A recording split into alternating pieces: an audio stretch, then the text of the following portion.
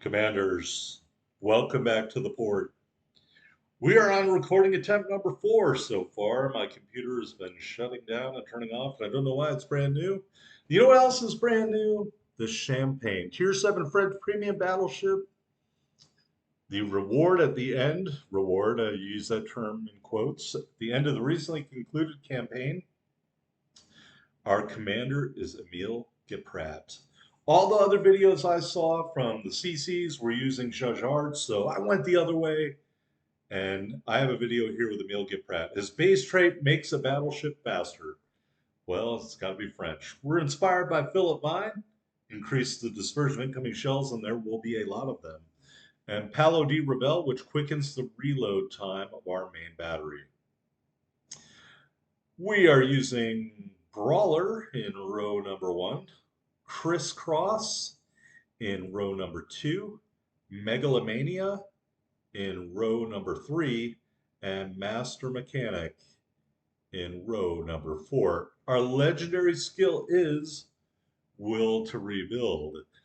I do want to mention I did consider using running with scissors, but I am not willing to pay the dispersion penalty in exchange for better damage, better traverse, and better rudder shift. It's not worth it. Not with this ship. Even though I am not doing a long range build, I don't think it's worth it with this ship. Your mileage may vary.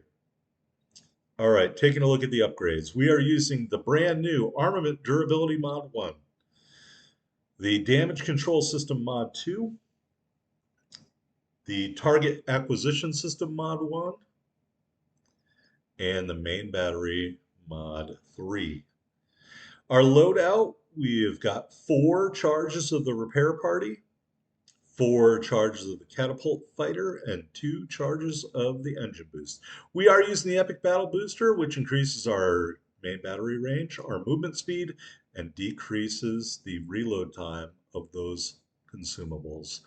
We've got the Type 9 Permanent Camo and the Laterable Flag. 47,870 hit points with a 28% torpedo damage reduction with this build. All right, our main battery, 2 3-gun turrets. The firing range 16.2 kilometers. They reload every 20 seconds. They turn in 20.4 seconds. HE shells, 6,100 damage, 49% fire chance. AP shells, 12,100 damage. Robust complement of secondary guns. Don't recommend a secondary build. However, it is pretty good at ripping up destroyers. I found that out the hard way in a couple of matches as a destroyer. So I wouldn't blame you if you use the enhanced secondary targeting. I just wouldn't because, as you know, the Parsival just got into the game. We need all the AA we can get. Maneuverability is excellent, 36.2 knots maximum speed, not including the speed boost, and rudder shift 15.5 seconds. Detectability is atrocious, 14.7 on the surface, 12.3 from the air, 14.9 when firing in smoke. You know what else is atrocious? The armor profile of the Champagne. You have an above water citadel, partially above water. And all of this yellow, well, it is a French ship, ladies and gents. That means your armor is essentially cheese, easily penetrated by just about every ship out there. Although I will say I did in another match bow tank a Vladivostok for 1 salvo. I don't know what happened, but it did bounce off the bow of the ship. So maybe RNG smiled upon me that day. Like they frowned upon me right here. We're in the middle spawn, land of fire domination, like one of the worst scenarios for the ship. We're down tier 7 and legendary tier, and the enemy team has that new German aircraft carrier with the AP bombs, the Parsival. I got to tell you, not that I'm going to go off on a tangent, but the Parsifals create a lot of controversy. It's a pretty sleek looking ship. I mean, let's be honest, it's not really a battleship, it's more of a battle cruiser. Don't play it like the Dunkirk. Don't do that. You have to play this like a cruiser. Lots of kiting, lots of running away. And for me, in this match, a lot of switching of our shell type in order to deal. All right, so we start every match off in a French battleship the same way. That's right, full reverse. We do that because I'm intending to head over to Charlie. Charlie only has two ships, and I don't want to be in the middle getting shot from both sides. So I say, well, let's go to Charlie. My teammates disagree. They're going the other way. I can't help that. There's a Suzuya already raining down fire upon my teammates. Very auspicious start to this match, folks. All right. And then you look, there's a legendary ship over there with the Suzuya. Yep. It's bad. The middle is bad. I want out of the middle. I mean, I know this is a French ship, so maybe I should feel comfortable in the middle. All right. That was a European joke, which I doubt most people will get. Anyway, we decide to remove some paint from that guy and also help him move out of the way of some of that salvo. That was not intentional. Unfortunately, ship happens. All right, they've got two Grosser Kerpers in the middle. I don't want anything to do with that starting this match off. So here's our kiting profile. It looks so good. Get used to that look, folks. That's how you got to fight in this ship, running away. That's why I think a lot of people use the Jar Jar build. My first game out in the Campania, as I call it, when I got it a couple of weeks ago, I pulled 90K in the similar scenario match, sevens and legendaries. Um, but there were two key differences. Key difference number one, the Parsifal didn't exist then. Key difference number two, no one really shot at me until the end of the game. So I had plenty of opportunity to pile up that damage. This game, probably a little bit different. So the cruiser on the R team got deleted immediately. I see this Yamato. It would be me and the Yamato against four enemy ships. I'm sorry, ladies and gentlemen, but discretion is the better part of valor. Something perhaps the commander of the Yamato did not know. But I asked him to politely leave because I am politely leaving because I am not going to die defending him in sea against four enemies and the aircraft carrier planes. So essentially five enemies. No thanks. This is a friendship. We don't do that. All right. So here is the Bismarck. I have high explosive loaded for a German ship because that's what it likes to do, catch on fire, which I probably did not set him on fire. Telling the Yamato, hey, you got to leave, dude. I don't know if he didn't want to or he tried and just couldn't go fast enough. Don't know what to say. Look, it is a great thing we put that turret fortification in Mod 1 because we had instantly get a turret knocked out the first time somebody shoots at us. Really, really great. All right, so we are not healing the injured turret. We are just turning broadside and keep that HE loaded because German ships love to catch on fire. And we're in our kiting position because we're still getting shot at. I don't really like how much damage I'm absorbing already. This is kind of terrifying, but I did set something on fire. All right, and we're still shooting. And look, somebody messed that Grosser first up really bad. It was not me. That's guaranteed. But all we're doing is just kiting away here and shooting at these broadside ships. You know, they don't view me as a threat, or more accurately, they view other ships on the map as much more of a threat, which is why they're comfortable giving me broadside. So we are going to shoot a salvo of armor piercing, and I think we did like 500 damage. So, I mean, maybe I get that. I mean, we're at half health right now. Uh, yeah, I mean, this, thanks to that one fire we set, that's the only reason we have any damage. So another salvo of AP on the broadside ship as we take more damage from Charlie. Couple of overpens, and that guy dies, and then the other grocer burst is still out here. And he's getting shot at by one, two, three, four ships right now, plus me. So I can't blame him for not paying us any mind. But he did take a fair amount of damage there. I did hit him pretty hard there. So that's a good salvo. And I think we can get one more. It looks like he's starting to turn. Hopefully those shells can get there in time.